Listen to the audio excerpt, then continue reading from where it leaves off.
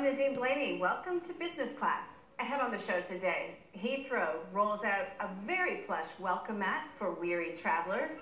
The Force continues to make ripples in Florida, and some great insider food tips for Bangkok, and also, who wants to be a travel writer? Well, who wouldn't want to be a travel writer is more the question. But first, they kept us hanging for almost a full week. But Qantas's Perth to London flights are now open and reservations have begun. But has it all been worth the wait? And have bookings been running according to expectations?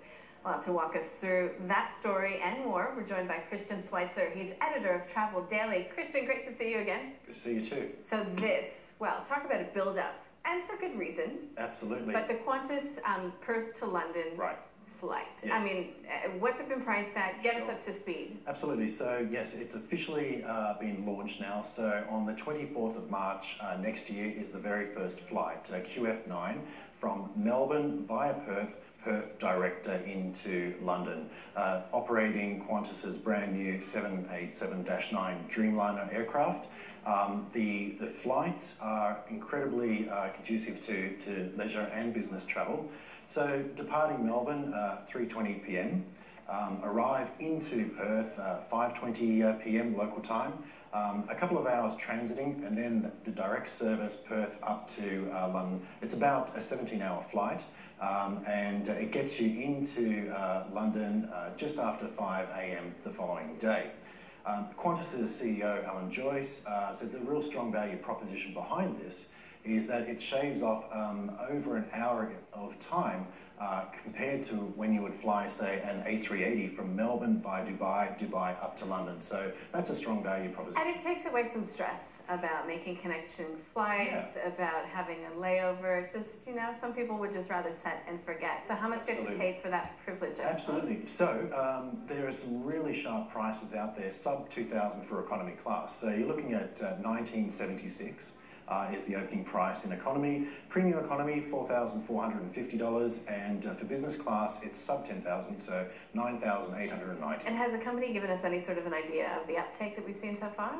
They don't tend to release the initial sort of numbers as to the uptake, but we certainly understand that there has been a surge in demand, because it's an efficient, brand new route, so it's part of aviation pioneering history.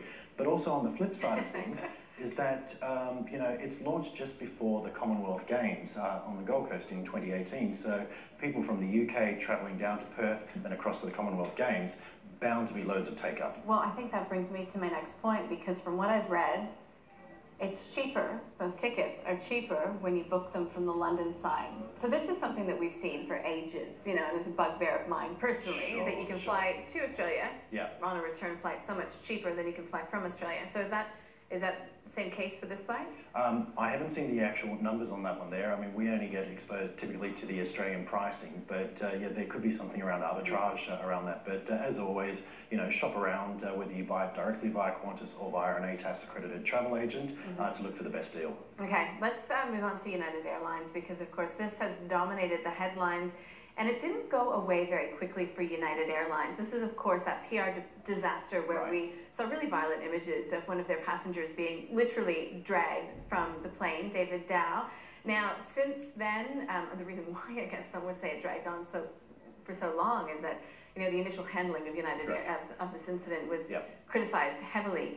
But United Airlines has since settled, and it has made some new rules to really avoid that sort of scenario in the future. So what have we learned, I guess? Well, Nadine, you're absolutely right. It was a PR disaster, and you know, they were slow to really apologise and make changes. But they've announced fundamentally a 10-point plan that really tries to prohibit that happening again. So some of the changes that they've made is that they've increased the amount of compensation for those that volunteer to be offloaded up to reportedly $10,000. But how $10,000? I mean, you know, from the sublime to the ridiculous, and you know, how can the airline afford to pay $10,000? Because in the States especially, this happens all the time when people are asked to give up their seats. It does, and there are certain circumstances, but you're right. So for instance, they do pay that amount there because it's sometimes vitally important to get staff flying deadhead flights to another destination, and they do need to encourage people to give up their seat there because aircraft need to operate with a certain crew to passenger ratio, and if they don't get that staff member to where they need to go to, then the whole flight could get delayed or cancelled, and that would cost them far more money. Now, look, just a final question on that. I mean, do you think that enough has been done by United Airlines to really smooth this over? I mean, would you book UA again? I've flown it many times. Sure, I've also flown it many times as well. I think it comes down to convenience, connection time, price, and things like that. I think that this was, an absolute debacle, with this new 10-point plan that they put into play there, let's hope that we don't see that happening again. Okay, let's stick with the airport theme, I guess, so to speak. Talk about this Heathrow Terminal 4. So we've got Plaza Premium. Yeah. Yep. Have you used it? How much of a godsend is this for long-haul travellers? Oh, absolute terrific. I haven't used it in London, but I have used it elsewhere. There's now 4 of them at London's Heathrow. The latest opened up just recently at Terminal 4 in the arrivals area there. So typically those customers flying Etihad, Qatar or Malaysian Airlines from Australia gain access now. They can pay to gain access to this new premium lounge. So whether it's just, a wonderful, 30-minute shower after such a long-haul flight just to refresh, or whether you want to spend up to an hour in there, just, check Wi-Fi, food, exactly, prepare yourself for whatever your onward journeys might be.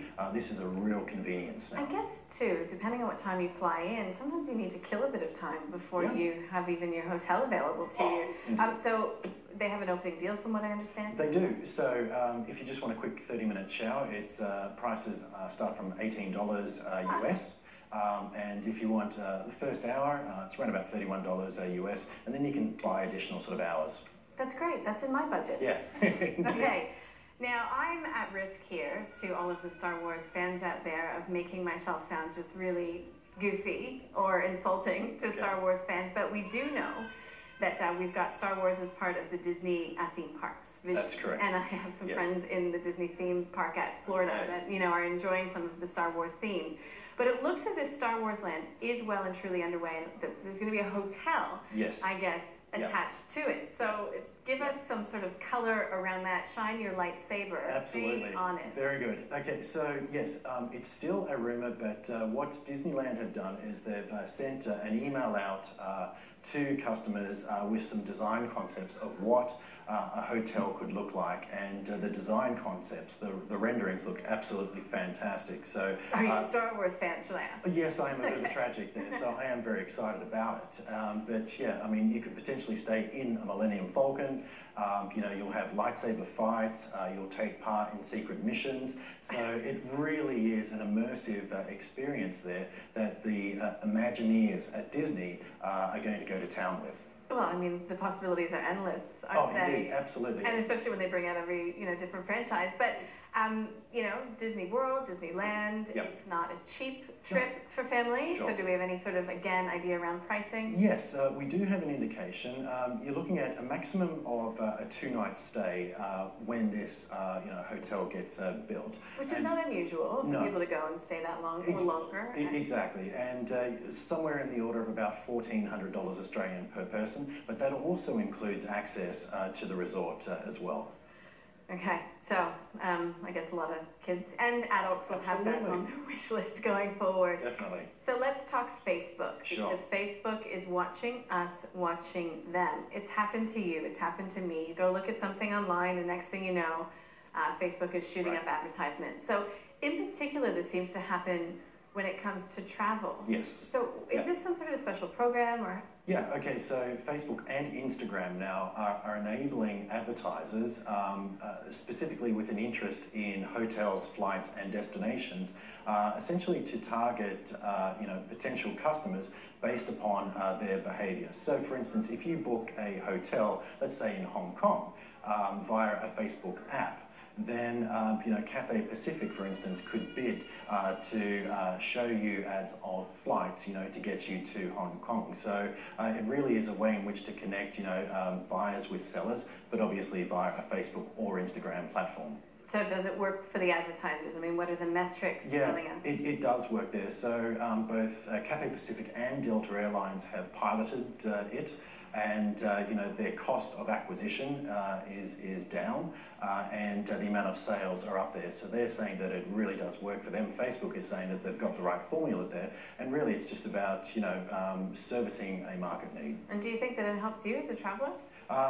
I haven't used it yet. I tend to shop via a travel agent or online elsewhere. Okay, and we'll be speaking with a travel writer in our next segment. Indeed. I mean, what's your experience like? I mean, you know, that's probably where you sort of started out doing writing? Absolutely. Well, content is king, and you know, to really tell a wonderful narrative just helps to inspire travel there. So we love receiving stories and promoting stories all the time. Yeah, great. Christian, thank you. Thanks so much. Great to have you in. We are going to take a short break when we